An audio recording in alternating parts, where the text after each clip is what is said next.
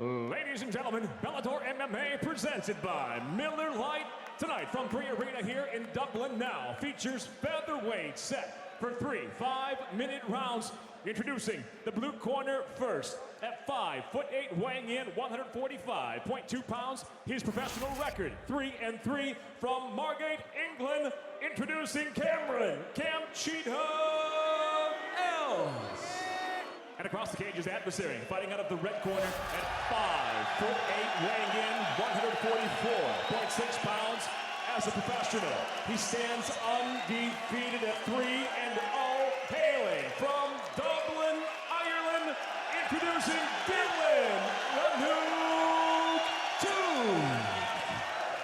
The noise the crowd here in Dublin is making is for the hometown hero, Dylan Tuke, just 20 years old in the red gloves.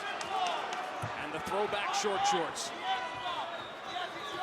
Both guys come out with a lot of energy. I'm sure Tuke is feeling the crowd. He's got a big shot, and we're done. What did I say about a long fight? We didn't get out of the first round. Or the opening seconds, and Dylan Tuke suffers his first professional loss. Not conscious of his defense as he went after Cameron Else, and he paid for it.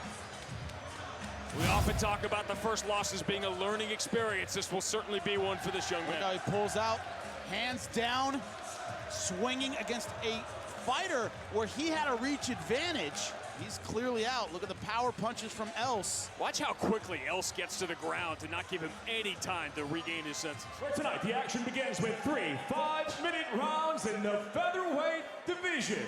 Introducing the blue corner first. At 5'8", weighing in 146 pounds even. Making his Bellator debut tonight, he enters with 9 professional victories, 4 defeats. Hailing from Wexford, Ireland, presenting Brian the Pikeman Moore. And across the cage, his adversary, fighting out of the red corner at 5'10", weighing in 145.6 pounds. The former Bellator World Title challenger brings a veteran professional record with 37 victories, 9 defeats from Frankfurt, Germany. Introducing Daniel Drake Vashel. The fight clock brought to you by Miller Lite, the original light beer cheers. It's Miller time. Ryan Moore says, I may not be the best boxer, I may not be the best grappler, I may not be the best jiu-jitsu player, but I'm good enough to beat Daniel Vashel. Well, we see as a strength, the well-roundedness of Daniel Vashel. Ryan Moore sees as a weakness. He's not spectacular at any one thing. There are ways to beat him because he sits back and he waits. I can find those advantages because I can be better in moments than Daniel Vashel. It was an interesting analysis. Ryan Moore watched the foundations piece you did on Daniel Vashel and said, hey, there are no holes in his game. He said, I found some. Yep.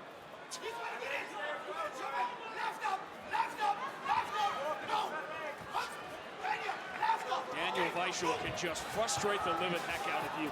In every other sport, Jimmy, the defensive player of the year is celebrated, but not in MMA, and that's what Daniel Vashel is. You know, Georgi Garhanian, extremely experienced, not a whole lot Georgi hadn't seen, and he was literally throwing up his hands in frustration because he couldn't get anything done against Daniel Vashel. That's the kind of frustration he brings because, and he's not just sitting back, he's not just avoiding. He lands big punches, has excellent submission game, great takedown. So he's doing damage, it's hard to damage him back. Only one to really do it was Patricio Pitbull when Daniel Vashel got a little too aggressive. And he got too aggressive because Patricio Pitbull was a half-inch away. Had him hurt. 5 more seconds in the first round and he's the champ. Good overhand right by Brian Moore. Right now, I like the physical pressure Moore is bringing. He's the one moving forward. He's making Vashel take his back to the fence and play the outside. Vashel fighting in front of his brother and his father, which he has not done in years.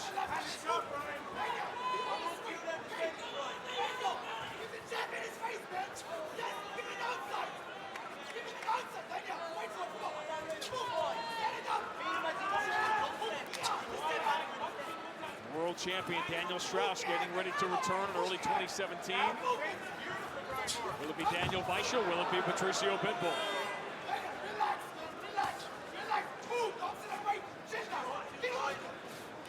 One thing about combat sports, I don't care if it's boxing, kickboxing, Muay Thai, MMA, it tends to reward exceptionalism over consistency. You tend to remember the guy who had the big knockout, the big flashy submission, more than the guy who just kept winning by decision. The problem with Daniel Vashel, there's a weakness to his style. And it could be part of the competition he's faced in Bellator is he's been the consistent guy. He just beats everybody, but a decision over Pat Hearn, a decision over Georgie Karahanian, a decision over Emmanuel Sanchez. He just goes to work and beats guys, but it's not flashy, it's not spectacular. Level change from Vashel when he gets into the fence. Close your eyes and think about all the highlights you see of Bellator. All the knockouts, all the spectacular finishing. So many of the same guys are on that tape, both winning and losing. You never see Vashel. Exactly. And the one time he seemed close to that, he got caught. Nice ankle pick. This is where Vashel, when he does get finishes, here's where it is. On the round. Submission wins. One hook in, you see Moore trying to protect that right side. Because Vashel will step over and get that other hook in if he can.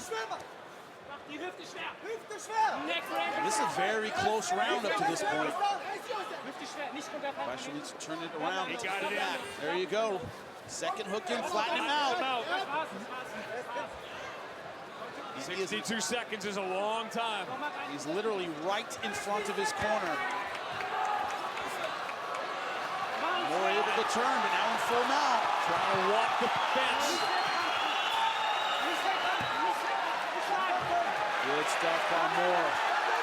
The Vashel tenacious with that back control. It may not be enough to win the round, but it may be enough to see a second. One hard for the rear naked again. Can't quite get it.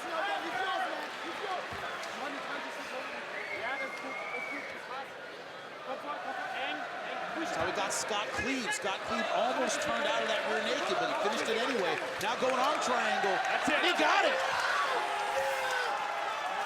Vashel just went point A, point B, point C to another W. The way Daniel Vashel does it, great finish, but technique, technique, technique. The first time that Brian Moore has been submitted in a 7-year pro career. Look at the positioning here. He has full mount. This is what you do. You try to finish it on top first before you hop off and give up position. He's able to finish right here. Beautiful jiu-jitsu. And Moore did everything he could, trying to hold on to the ear, trying to create space. Just too much pressure by the German Daniel Vashel, and it's all over. Checkmate. From Spike Sports, Bellator MMA presented by Miller Lite now moves to the bantamweight division set for 3 5-minute rounds. We introduce the blue corner first at 5'5", weighing in 135.8 pounds, her professional record undefeated at 5-0, hailing from Preveza, Greece, Elina Kallionidou. And across the cage, her adversary fighting out of the red corner at 5'6", weighing in 135.2 pounds.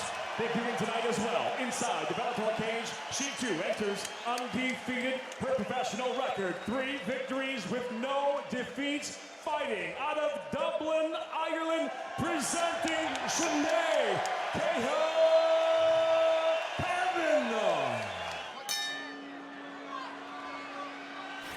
The fight clock brought to you by Miller Lite, the original light beer. Cheers, it's Miller time. Think about it, they weighed in about the same, but Kavanagh tonight looks a lot bigger.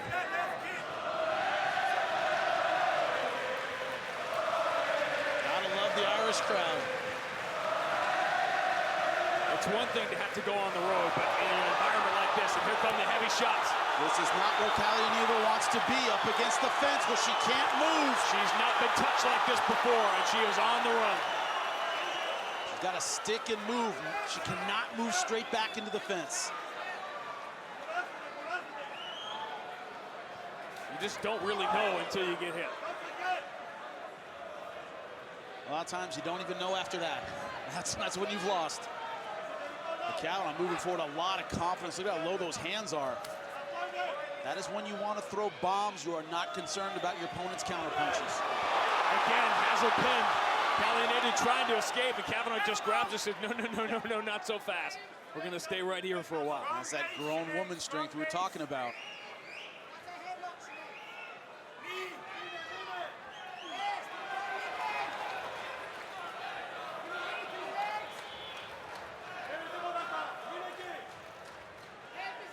How do you react when you're put somewhere you've never been before?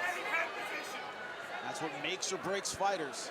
What you always want to look for is when the opponent comes in with their offense, what is Kallionidou's answer? What did she game plan for? What did she prepare for? Because backing straight up into the fence isn't going to do it.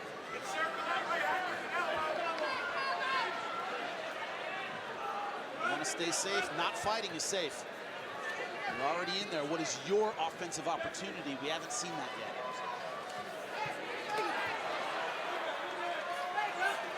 Kallionidou's wins have come largely, 3 of them by knockout, but those were get the fight to the ground, dominate there, and then ground and pound your way to a stop. Kavanagh's knockouts have been on the feet. Kallionidou hasn't even attempted a takedown. Superman punch attempt almost ends disastrously. Look at the angle. She goes to the right, and then, but under attack. So far, she's gone straight back, just like that. She hasn't angled under attack until she's absolutely had to. Kavanagh throwing big shots.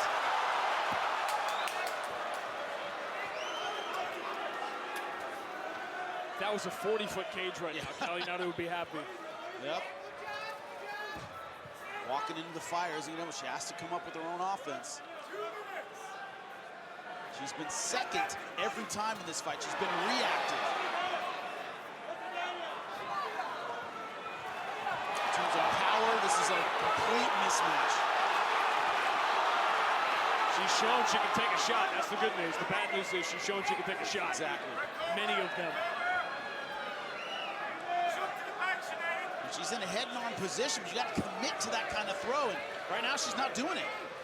This is all deep. This is all don't hit me. Yeah, exactly. Like I said, you don't want to get hit, stay out of the cage.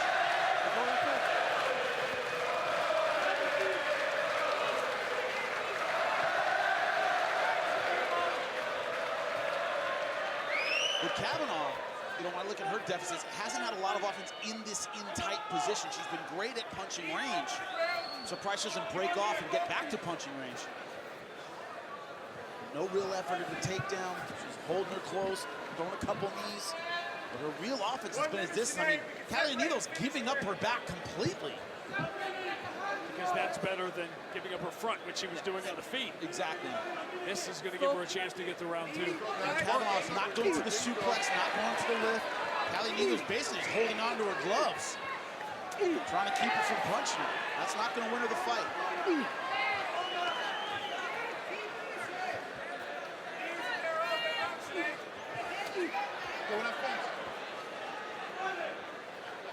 Now the arm's free.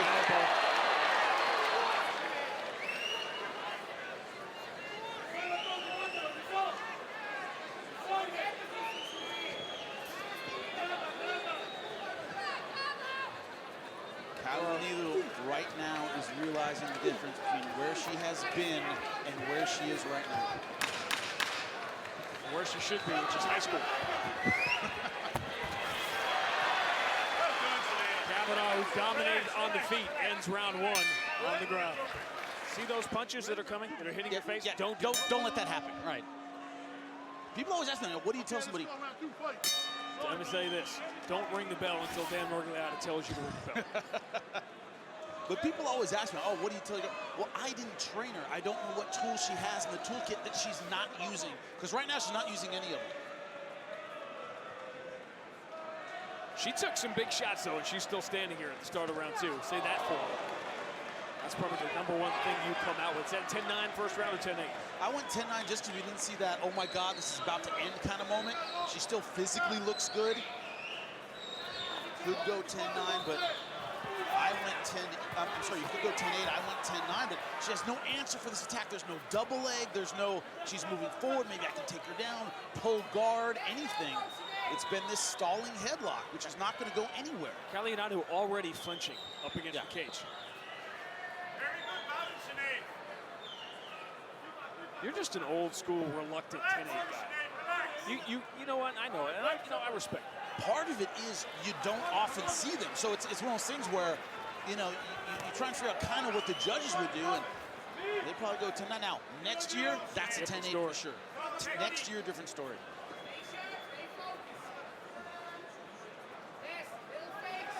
Kavanagh's hands are dropping by the minute. No respect at all. None.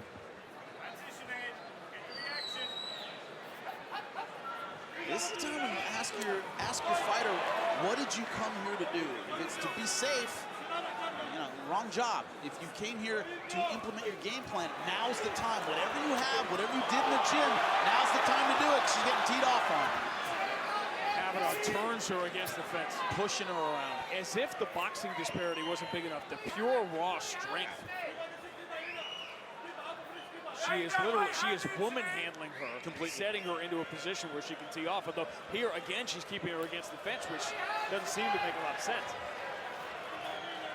I'm surprised we're not seeing any trips, any takedowns. And she's looking at the ref like, break it up, but at distance, she's getting hammered, so doesn't seem to have any answer for these positions. She's holding on.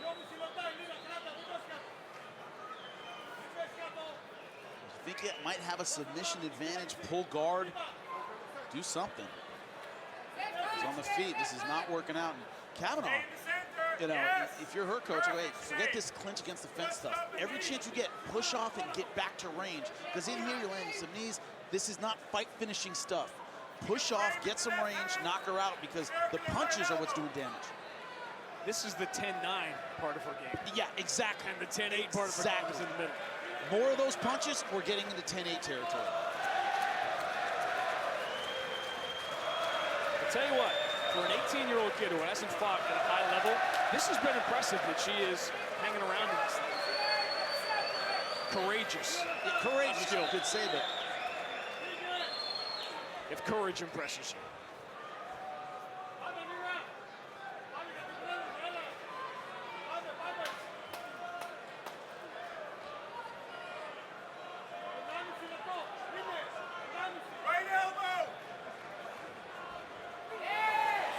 You heard the call for the right elbow. There it was. Connected on one of those in the first round. All she's doing is hanging on with his headlock. Not even a head and arm throw. It's schoolyard defense. Easy. I'm surprised she didn't try that earlier. It's been there all night. The easy double leg, the trip. Schoolyard defense against a schoolyard bully.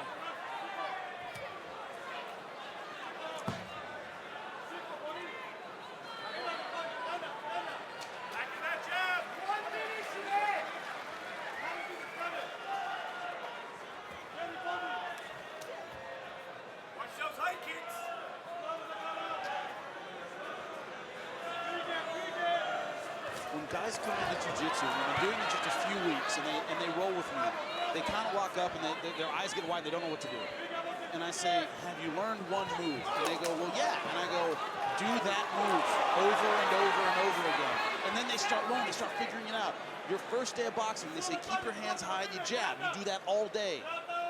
If I'm Kallionidou's coach, I go, you know that jab we did? Do that. I mean, anything. She's just not doing anything offensively. That's why I'm kind of confused about what she came in here to do, because she's not even throwing jabs, she's not angling, nothing.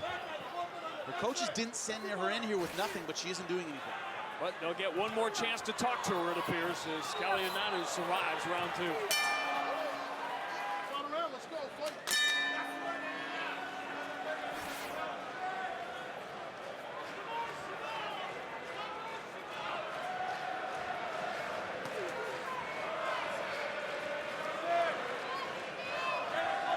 You saw round 2 a little different. I saw it 10-8 for 2 reasons. A, we saw a takedown from Kavanagh. She's dominated in one more position, and we're seeing less and less even the semblance of an offense from Kallionidou. That's why it's 10-8 to me. There's that confusion about what she came out here to do, because right now she's just holding on. She did even more in round number 2. She's defending intelligently, but she's not attacking intelligently. No, not at all. I don't other thing is, I mean, it's a different discussion, but, you know, if I threw you in there right now against a fighter your size and you did what Kallionidou's doing, that's courageous. You're not a professional fighter. You know, and at this level, it's one of those things where you talk about heart and courage. Well, it's good she's just in there. Don't get in here if you didn't come in here to win. And you know, that's the difference between somebody doing it and a professional fighter doing it. Kallionidou may be 18, but she's a professional fighter. She has to find her offense and get something done. Guess what my point was? I was surprised at the punishment she took. No, she can absorb a shot, that's for sure. But what do we call it in the interviews when we talk to people? The just happy to be here.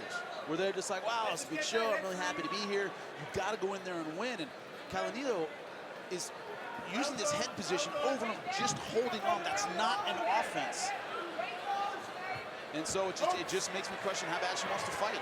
Sellout crowd very happy to be here in Dublin tonight, and they'll be even happier if Sinead Kavanagh on top stays undefeated. With James Gallagher waiting in the wings. Kavanagh trying to step over. Remember, she's not that experienced on the ground. Yeah. And we've seen that. I mean, when she's been in the clinch, there have been takedowns galore in this fight from the clinch. She's had the strength advantage. Now, normally that's a premature step over because you see how Kallionidou can still use her legs to get back to guard or half guard, and Kallionidou just not doing it. That's an easy mount.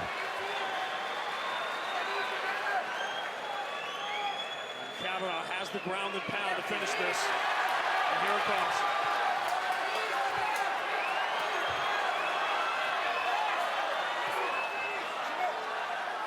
And Morgliata getting in close. I'm going to keep on. This fight has been really one-sided. I don't think it'll take much for Morgliata to stop it. Oh, great escape. Kallionidou looking for that home run shot.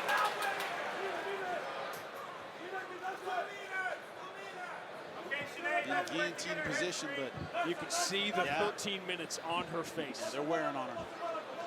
She is exhausted.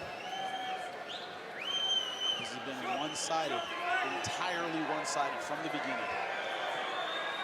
Come on, Shane, you gotta work, you gotta break, you gotta work, keep busy.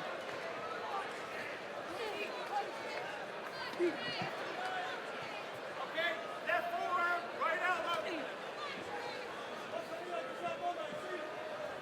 Kavanagh's made no real attempt to get back to distance, which is where she had all her success in the first 2 rounds.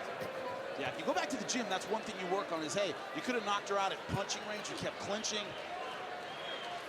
Something you might want to work on in getting these clinches, how to maybe be a little more effective with her offense. So you see the things that she needs to work on just getting her career started, but she has great boxing, great punching power.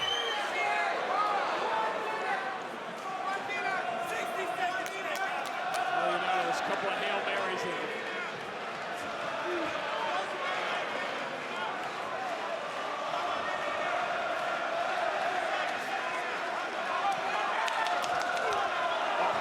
Overhand right, Kallionidou takes another one. Kavanagh will not let her escape. Great lateral footwork to cut off the cage. And once again, back into this clinch position. Here, this is suplex. You take her to the moon, and she drives her down. Didn't do a lot of that in rounds 1 and 2. She's got a couple takedowns here.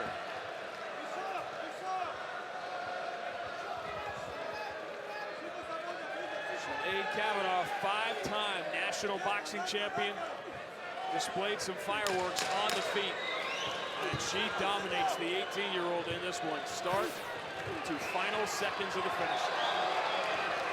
The rear naked will every time, no.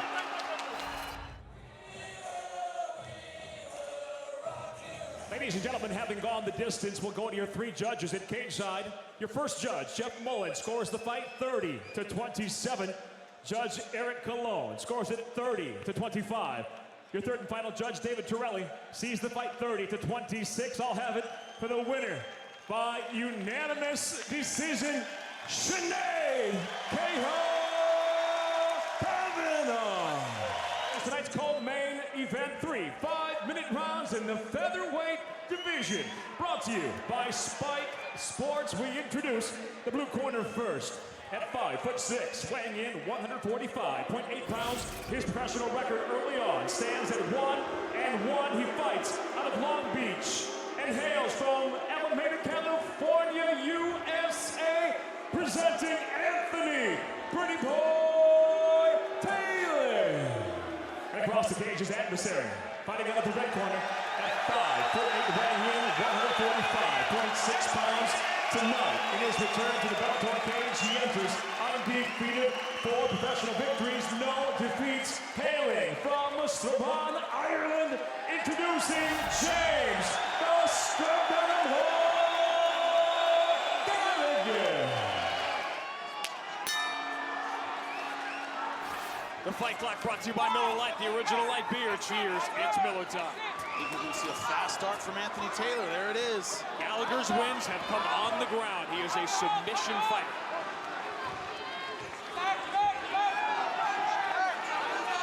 He is beyond his years in so many ways, but particularly on the ground. For the scouting report on him, everybody from his team tells me he is on another level when it comes to his jiu-jitsu, his submission skills. Anthony Taylor's coming out swinging wild. Talk about mastering your emotions, mastering your energy. Gotta remember, it's a 15-minute fight. Never set a pace you can't keep.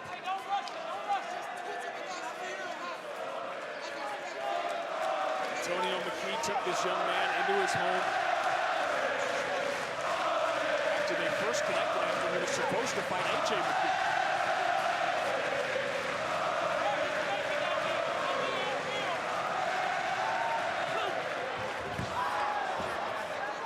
Anthony Taylor pushes him to the ground, but he doesn't want the fight there.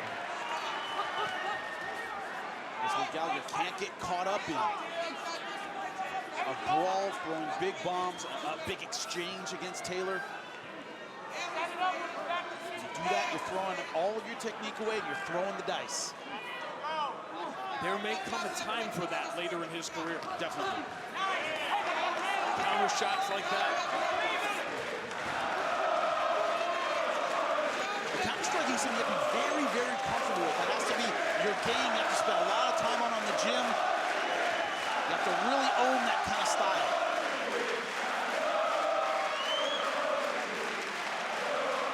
It's hard to do at 20.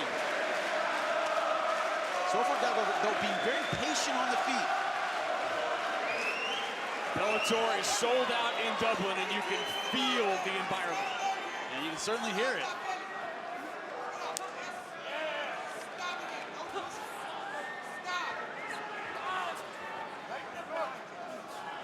No takedown attempts yet from Gallagher. So far, he's content to patiently box with Taylor. Taylor is swinging hard, but not accurate with those punches. He's winging.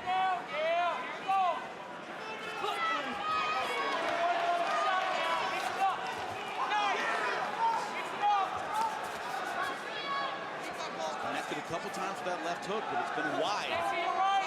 Hasn't had the turnover in that shot that you need to really hurt somebody.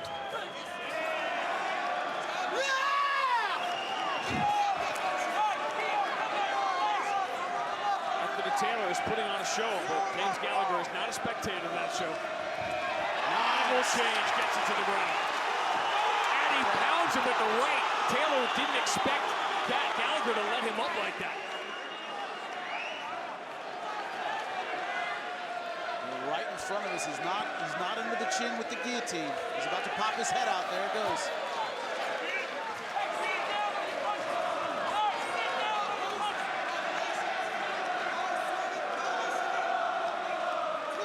Striking has been disciplined from Gallagher, no surprise. Another John Kavanagh trained fighter. He credits Kavanagh with so much. Second father. Two guys who were both taken in to the home of their trainer. Still though, a very close round with just a minute left. Taylor's been the one throwing, hasn't been connecting a lot. Gallagher's had his moments, but hasn't landed much himself. Gotten a takedown, couldn't keep Taylor there. In this last minute, whoever owns it owns the fight, or at least the round. Talk about close rounds are tough to win when you're a long way from home.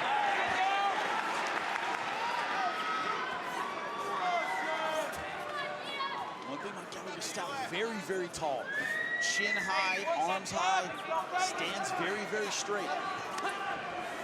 Taylor is an inch taller than Gallagher, but you wouldn't know it by the way they fight. Nice leg kicks, good one to the body. Nice right hand. These are wild shots. The left got in a couple of times.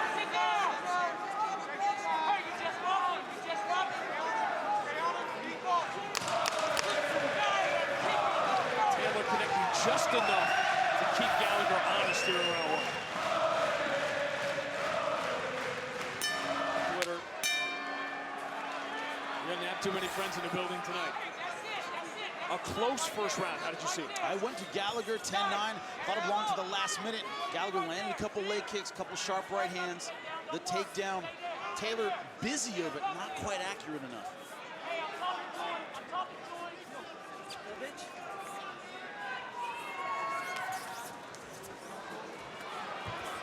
And even when he lands, when Taylor's able to get something, a lot of times it's a pushing kind of punch, it's more a slapping shot, and he doesn't stay at the range at which the punch would be effective. He keeps drilling forward. He's on the move. He's not straight up when he's connected with the shots. Exactly. Good boxer will tell you, when you land that right hand or left hand, whatever it is, you want to stay at the range at which that punch is effective. Angle, but stay at that range. You don't want to choke up on your punches. You end up running into a guy, you're not going to generate the power. That's the problem he's had. Another one, he's starting out round 2 like he started out round 1, moving forward, throwing a lot of shots. He slowed down a lot at the end of round 1.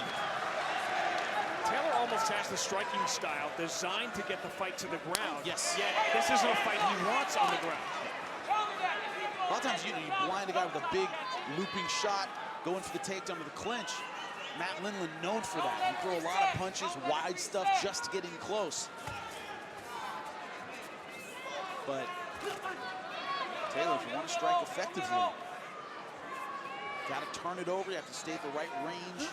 He's had trouble with his discipline. Is Taylor leaving openings that a more experienced Gallagher might take advantage of? Gigantic openings. He's taking these winging punches. And look at the opposite hand when he throws. Whenever he throws a big punch, he drops the other hand. He doesn't keep his defense tight on the side he's not throwing. These leg kicks have been solid from Gallagher. There haven't been a lot.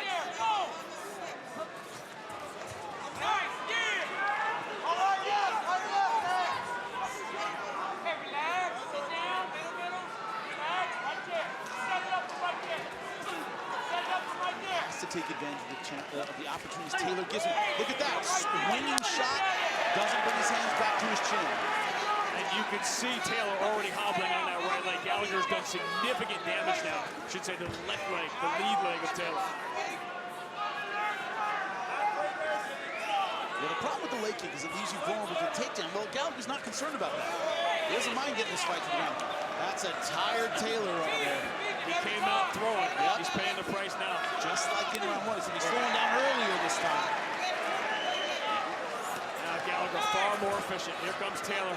Wild lunging shots. That lead leg is hurting bad. Look at that left hand drop when he throws the right hand. The best example we've seen in the last couple of months of the damage that leg kicks can do. First of all, John Teixeira against Justin Lawrence. But Douglas Lima took Koreshkov completely out of his game because he had to get out of it. Yep. Hurt him bad, those leg kicks. Lima put him up. Welterweight title in 170 in Bellator. And a fascinating year ahead.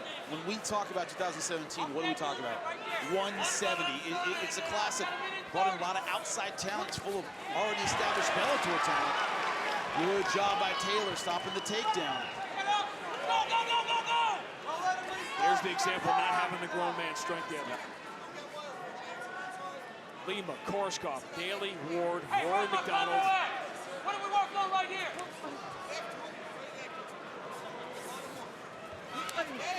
Wow. When you move both legs with one kick, that's a good one. Of course, Michael Benham Page.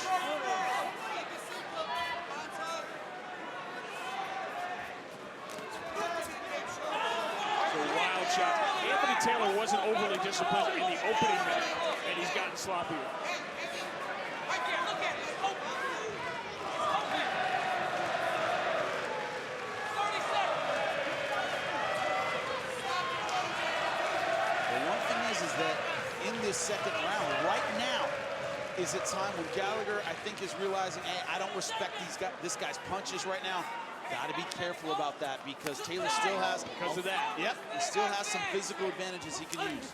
This fight, to this point, has been a physical display of what we saw outside the cage between these two fighters all week. Nice. Taylor's landing a couple of shots late, but he is hurting after two.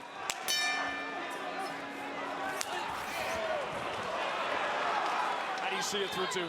I see both rounds for Gallagher. Based a lot on that leg kick. There we go. Wow, both hooks in fast. Clarify this, Jimmy. When you're taking leg shots like that, it hurts worse in between rounds, right? God awful. A lot of times you see guys won't sit down on the stool in between rounds because you can't get up again. Making you more prone to rushing, which Anthony Taylor really was from the beginning. And think about it. He's been eating leg kicks. Now he's carrying both fighters' weight right now on that leg. Takes some of the weight off on the fence. Gallagher now going body triangle. A great transition that Taylor can't worry about because he's defending his head from these shots.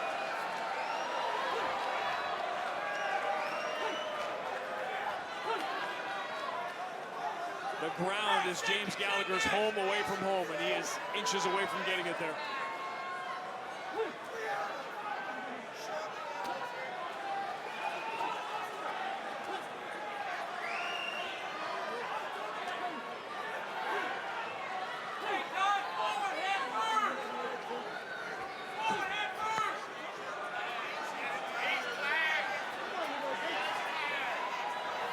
Here's where if you want to talk, you're right in his ear. And Taylor mugging for the camera. That doesn't get you points, does it? No, it does not. Well, I don't think we expected anything different right now. I can't see if it's under the net. If it is, this is over. He turns him. Gallagher closing in, and he's got it.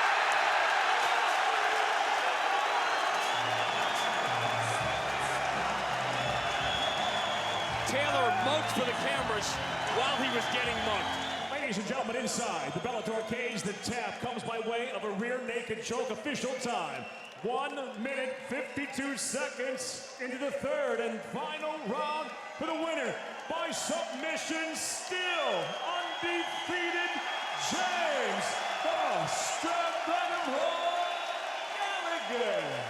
From Dublin, Ireland, the time has come for the main event of the evening. 3 5-minute rounds in the heavyweight division.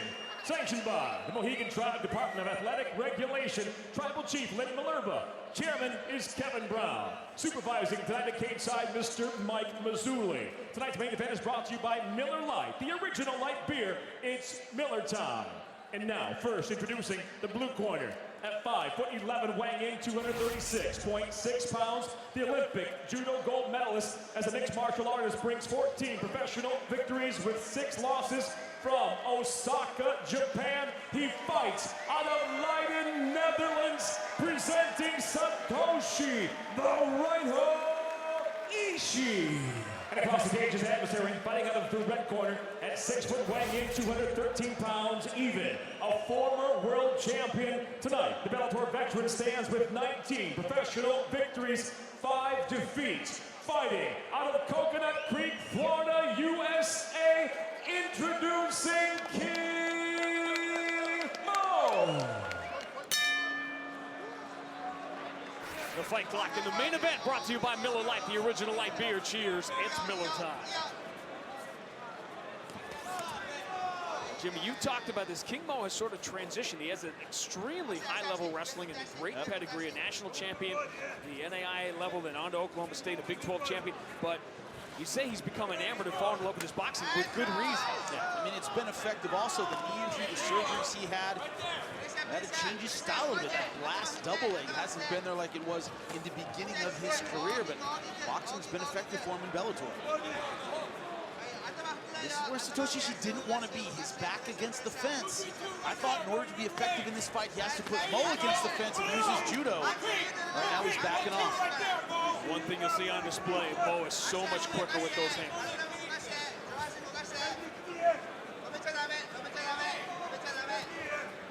King Mo did last New Year's in Tokyo was so impressive, winning the 3 fights in 2 days.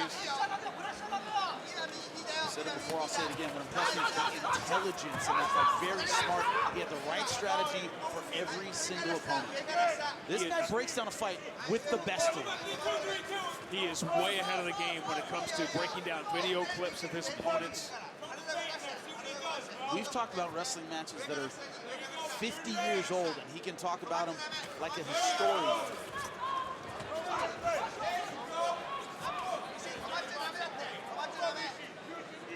They have trained together before. King Mo said, I took him down pretty much at will. He has no fear of the takedown of Satoshi Ishii. What Satoshi Ishii has to do is throw enough to get in judo range. There's no real outside game in judo. It's all inside, it's all close. You know he'll have to pay a price to get into that range. Mo going for a takedown. It's a little surprising. Boom, gets it. The reason I find it surprising, not that he doesn't have the ability to do it, is that he was doing well with the boxing on the outside. Mo's last fight, the loss to Phil Davis, so difficult to score. We obviously thought he won the fight. You and I both thought he won the fight, but it was very close. Very tough call. Phil Davis in a big 3rd round. Oh, those shots are getting through. Nice uppercut, good right hand.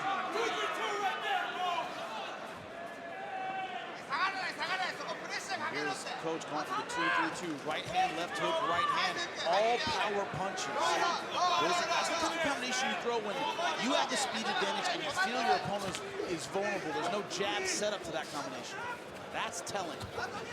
As soon as Ishii gets close to range, Mo with the level change. How much energy does King Mo want to expend here is the question, but that's too easy to take. Yeah, simple. Have to make high-level wrestlers go to that 2nd and 3rd push, that 2nd and 3rd takedown. You can't work the first time. You're going to have a horrible night. Early in the 1st round, so far the takedowns for King Mo have been easy.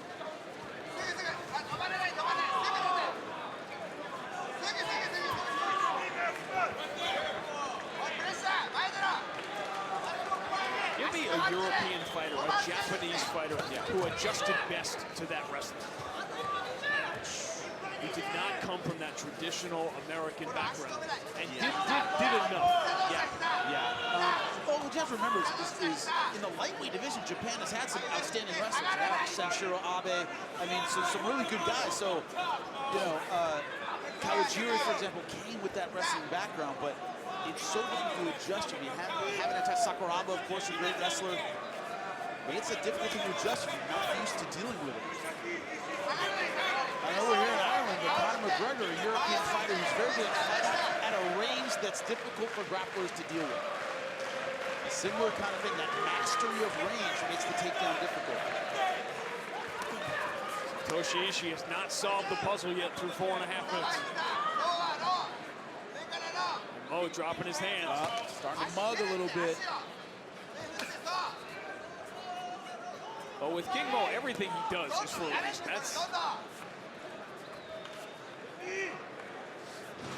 He's looking to counterpunch. He's looking to get Ishii to strike first. He can counter over the top. Not gonna have time for that to happen at all. No, starting to mud. Satoshi Ishii doesn't bite, but he didn't do much of anything either. Let's go, fight. Talk about, as we did in the tail of the tape, the natural advantages when you come in 25 pounds heavier. All it has been is a disadvantage so far. The example I always use is Roy Jones Jr. won a title of boxing at heavyweight. He's a natural light heavyweight, he's super middleweight. He had speed. He was just faster than everyone else. Speed kills when it comes to striking. And so far, this has all been at striking range. King Mo's just faster. Who will be first in 2017 for the light heavyweight world champion, Phil Davis? Will it be King Mo? Could it be Linton Vashel, who has been on quite a roll?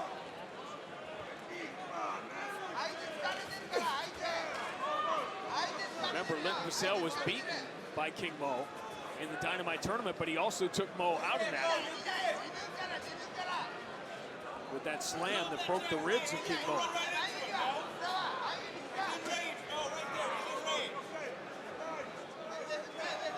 Why does he want Ishii to throw first?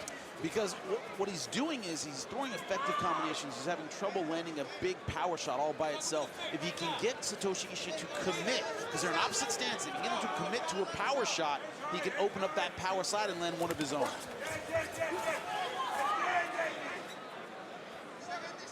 And Ishii is not committing to no range. Not committing to anything.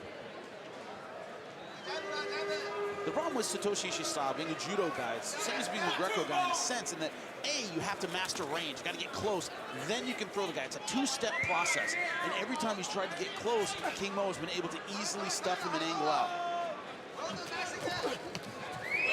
Nice right hand again.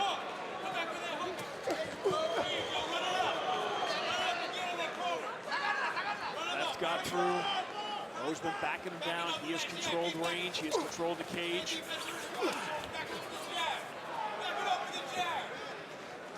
Now, the one problem with the weight disparities, Ishii can take a shot. You know, King Mo can hit him with everything he's got. This is a big heavyweight. Look at the size of his neck, the size of his head. Hasn't really been able to rock Ishii with shots that would hurt a smaller guy. There was a counter opportunity there for Ishii. He just didn't unload.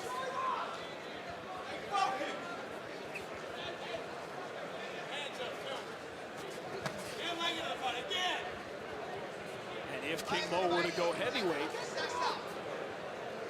how is that division going to play out? With Matt Mitrione occupied with Fedor Emelianenko. King Mo is very much interested in the winner of that fight. Level change. King Mo 2 takedowns in the first round. And there's number 3. Easy. You surprised how easy these have been? Not really, because every time he's gotten that double leg, it's been a deep penetration. He's been really close in on the shot. Hips are activated. Everything's in there. That's how you know it's going to be an easy takedown. I guess the better question here, are you surprised how easily he's getting in that deep? Yeah, that's a little bit more surprising.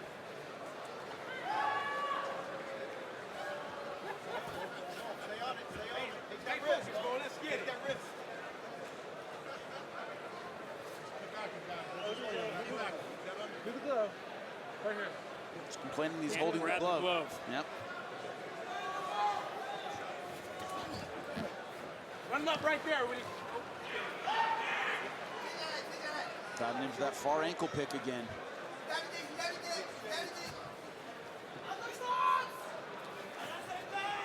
Mo almost seems to be testing himself, what he can do with a heavyweight here. He can do that. Easy. That's number 4. One thing about guys who compete in high-level judo, they tend to have, obviously great throws. That's the biggest part of the game. But guard isn't much of a factor. They don't do a lot from their backs. Once they get that throw, if it's not in the palm, they have 5 or 6 seconds to get a submission. It's very different than a judo guy who's used to working from half guard, used to working from full guard. Very different game. Mo is just making life miserable for Satoshi Ishii right now. 20 seconds, Mo. Make him count.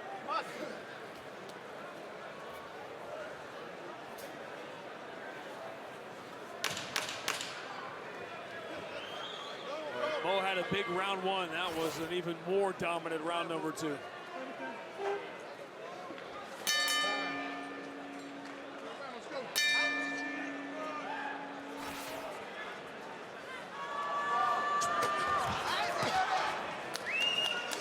The last thing you want want to face in there is a confident King Mo, and Ishii hasn't given him reason to not be confident. You think about that other than the third round of Phil Davis, when's the last time King Mo lost a round? Maybe in the Czech Congo fight? I know they had that as a split decision, but I couldn't believe that one. I thought that was a wipeout. I realize how big that third round for Phil Davis was. Yep.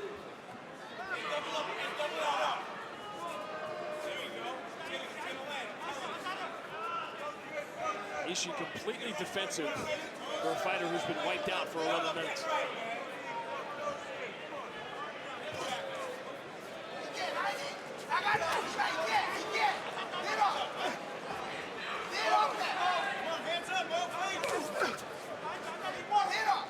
You see how Ishii lands a couple and then goes back and resets. He basically fights at King Mo's range. If he lands something, he moves forward. He needs to keep moving forward. He needs to put Mo on the defensive, get him against the fence, get something going, because Mo's just playing with him. He's been toying with him since midway through round one, and he's frustrated that Ishii won't attack like he just did, because he wants to throw the counter shot. Double jab right hand. He's gonna run into it. Level change. And even from this spot where you think Ishii would be able to use the 22, 23-pound difference plus whatever he put on after the weigh-in. Got 4 takedown attempts and 4 takedowns for King Mo, going for number 5 here. Easy. Look at this. Wow. A much bigger fighter, and he just dumped him. Take your time, no pressure.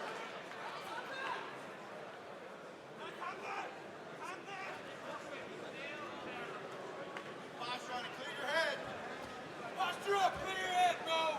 Satoshi Ishii did not walk in here off the street.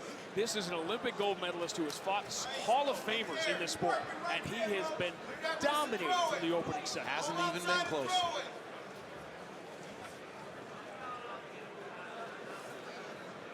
His hips on the cage. Stack his hips, Mo. Clear your head. Satoshi Ishii told us no one at light heavyweight and heavyweight uses judo. Well, tonight he hasn't either. No, he hasn't. Hasn't been enraged to use it, hasn't been in position to use it. He's been against a guy who's been taking him down virtually at will. Exhausted. He is exhausted. Remember, he's carrying around a lot more weight than King Mo.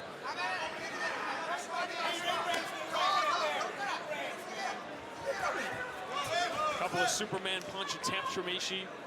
Looking for the home run shot here late. Level change has resulted in takedown after takedown for King Mo. 6 for 6. Satoshi Ishii, 14 wins, only 1 by knockout. He's not a knockout puncher, not a volume striker. He generally beats you on the ground. 6 wins by submission. He's been on the bottom every time it's been on the ground.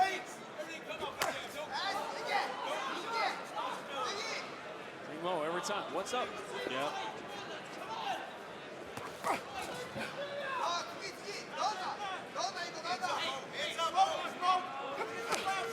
Spinning back fist. King Mo had the glove up. Jab right hand to the body. Give it to him right now. You're not gonna miss.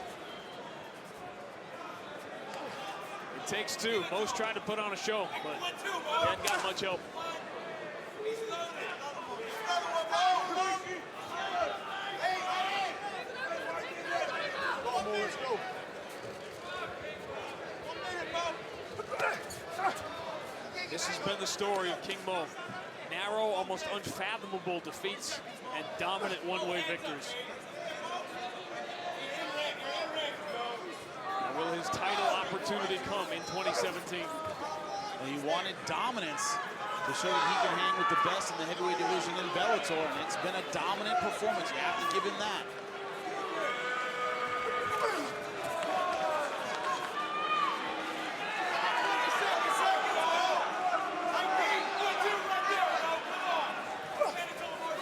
Came to Ireland to put on a show, and he did, but he did it all by himself.